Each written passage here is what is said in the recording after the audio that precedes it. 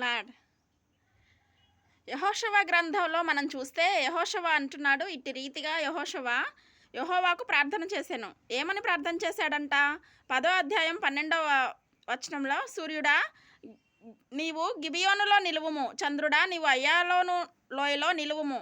జనులు తన శత్రువుల మీద పగ తీర్చుకున్న వరకు సూర్యుడు నిలుచును, చంద్రుడు ఆగెను. సూర్యుడిని చంద్రుడిని ఆపడం ఎవరి వల్ల అవుతుందండి?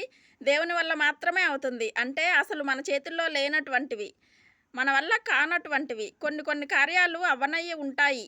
డబ్బు అక్కడికి రాదు, ఆస్తి అక్కడికి రాదు, ధనఘనతలు అక్కడికి రావు, కులబలాలు అక్కడికి రావు, సౌందర్యము అందము అక్కడికి రాదు. కొన్ని సమయాల్లో ఇవేవి అక్కడికి రావు. అన్ని సమయాల్లో కూడా మనకి సహాయం చేయగలిగింది దైవశక్తి మాత్రమే. ఆమేన్.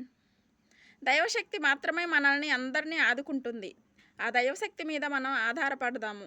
ఆ దైవశక్తి మనకు తోడుగా ఉన్నప్పుడు ప్రకృతి మనకు లోబడుతుంది, సముద్రం మనకు లోబడుతుంది, రోగం మనకు లోబడుతుంది, మరణం మనకు లోబడుతుంది, చీకటి శక్తులు మనకు లోబడతాయి. దేవునికి మహిమ కలుగును గాక. సబ్స్క్రైబ్ చేయండి, లైక్ చేయండి, అనేకులకు షేర్ చేయండి. నీవు నిలబెట్టినా పడగొట్టు వారెవ్వరు, నీవు పడగొట్టినా నిలబెట్టు వారెవ్వరు,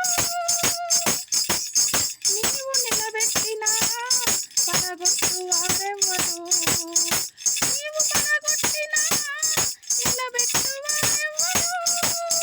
నీదు గుర్తుగా నన్నే మలచి, నీదు సాక్షిగా నన్నే నిలిపిన నీకే ఆరాధన యేసయ్యా, నీకే నా స్తుతి ప్రార్థన,